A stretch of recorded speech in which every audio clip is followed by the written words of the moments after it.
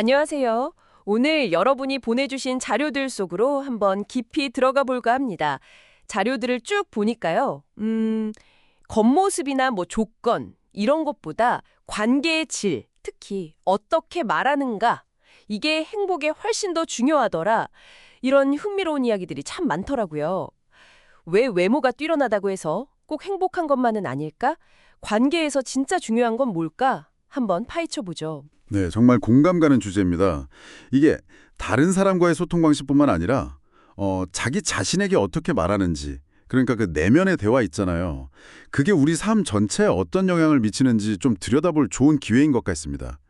단순히 정보만 요약하는 게 아니라 이 이야기들이 여러분 삶에 어떤 실질적인 의미가 있을지 같이 한번 생각해보는 시간이 되면 좋겠습니다. 네. 자료에 보면 오히려 외모가 아주 뛰어난 분들이 관계에서는 어려움을 겪는 경우가 꽤 있다고 해요. 헤어지는 이유 중에 가장 큰 게 말이 안 통한다는 거라니 이게 참 아이러니하죠.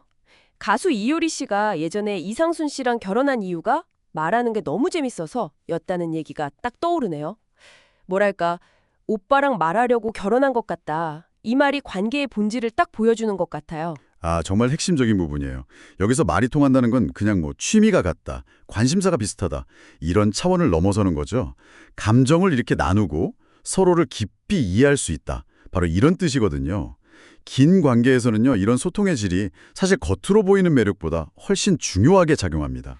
실제로 그 자료에서도 남성들이 가장 싫어하는 아내 혹은 엄마상으로 말을 기분 나쁘게 하는 여성, 이걸 꼽는다는 점이 이걸 딱 뒷받침해주죠.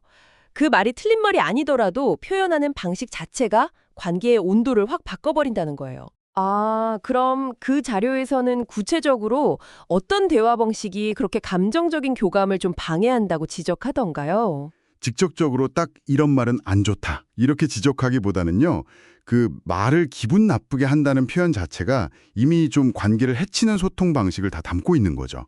예를 들면 비난이라던가 무시한다거나 아니면 상대방 감정은 전혀 생각 안 하고 너무 직설적으로 말하는 거, 이런 게 다 포함될 수 있겠죠. 반대로 생각해보면 그 감정적인 교감을 이끄는 대화는 역시 잘 들어주고 공감해주고 또 존중하는 거, 여기서 시작한다고 볼 수 있겠습니다. 그리고 이런 소통은 사실 다른 사람과의 관계뿐 아니라 나 자신과의 관계에서도 똑같이 중요합니다. 자료에서는 우리 내면의 목소리를 재밌게 셀프텔러라고 부르더라고요. 마치 우리 안에서 계속 이야기를 들려주는 존재처럼요. 예를 들어서 운전하다가 가벼운 접촉사고가 났다고 쳐요. 그때 아휴, 그래도 몸만 다쳤으니 천만다행이야, 이렇게 말하는 긍정적인 셀프텔러가 있는 반면에 거봐, 내가 이럴 줄 알았어, 어쩐지 요즘 되는 일이 하나도 없다니까, 이러면서 자책하는 부정적인 셀프텔러도 있다는 거죠. 듣고 보니까 제 안에도 가끔 너무 엄격한 비평가 같은 셀프텔러가 있는 것 같아서 좀 뜨끔한데요. 이런 내면의 목소리는 도대체 어떻게 만들어지는 걸까요? 자료에서는 역시나 그 어린 시절 경험, 특히 부모님의 반응이 큰 영향을 준다고 하더라고요. 그 자료에 나온 예시가 아주 극명하게 대비되던데 비싼 접시를 딱 깼을 때 괜찮니? 안 다쳤어? 라고 먼저 묻는 그런 문화권 엄마가 있고 또 다른 문화권에서는 아이고 너는 공부나 할 것이지 막 이렇게 다그치는 엄마 반응이 다르다는 거죠. 이런 경험들이 쌓여서 우리 안에 셀프텔러를 만든다 이런 해석인 거군요. 네, 맞습니다. 그리고 더 중요한 건요, 그 힘든 상황 자체보다 그 순간에 받아야 할 위로를 받지 못하는 경험, 이게 사람을 더 깊이 상처 입힐 수 있다는 점이에요. 위로받지 못한 기억은 자책감을 키우고 결국 스스로를 되게 부정적으로 보게 만들죠. 아, 자료 속 화자분이 어릴 때 물에 빠졌다가 겨우 살아 돌아왔는데 어머니한테 위로는커녕 뭐든지 살아버렸냐, 공부나 안 하고 이런 말을 들었다는 경험담은 정말 마음이 너무 아팠어요. 이게 정말 평생의 상처가 될 수도 있겠다 싶더라고요. 네, 바로 그런 순간에 정말 필요한 게 주변의 지지입니다. 그 제주 해녀분들의 물마중 이야기가 아주 좋은 비유 같아요. 아주 힘든 물질을 마치고 무거운 소라망태기를 막 치고 무트로 올라올 때 누가 다가와서 그 짐을 이렇게 받아주는 것만으로도 엄청난 위안과 힘이 된다는 거죠. 우리가 살면서 어려운 시간을 통과할 때 따뜻한 말 한마디, 아니면 작은 도움의 손길, 혹은 스스로에게 괜찮아, 잘하고 있어, 이렇게 다독여주는 거, 이게 바로 그 물마중 같은 역할을 하는 겁니다. 아, 정말 그렇겠네요. 혼자서 막 힘겹게 짐을 지고 언덕을 오를 때 저 멀리서라도 누가 날 기다리면서 손 흔들어 준다는 그런 느낌만 받아도 큰 힘이 될 것 같아요. 네. 그리고 이런 따뜻한 지지, 그러니까 물마중이 가능하려면요. 근본적으로 서로를 존중하는 태도가 필요하다는 거죠.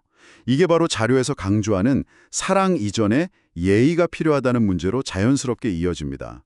특히 말에서 드러나는 예의요. 가족이니까, 혹은 사랑하니까 함부로 말해도 된다. 이런 생각은 오히려 관계를 서서히 망가뜨릴 수 있다는 겁니다. 상대방의 언어, 그걸 이해하려는 예의, 이런 말씀이신 거죠? 그렇습니다. 예를 들면 문제 해결을 먼저 원하는 상대방한테 무조건 아유 힘들었겠다 이런 공감만 강요하는 게 아니라 그 사람의 방식, 그러니까 문제 해결을 먼저 인정해주는 예의, 혹은 감정 표현이 좀 서툰 아이의 행동 뒤에 숨은 진짜 마음, 불안함이나 서운함 같은 거요.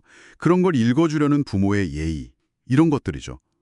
결국 진정한 소통의 언어는 화려한 말이 아니라 상대방의 세상을 존중하는 그 예의 바른 경청에서 시작되는 게 아닐까 싶습니다. 네. 오늘 우리는 관계와 행복의 열쇠가 겉모습보다는 어떻게 말하고 듣는가에 달려 있다는 것을 여러 자료를 통해 다시 한번 확인했습니다.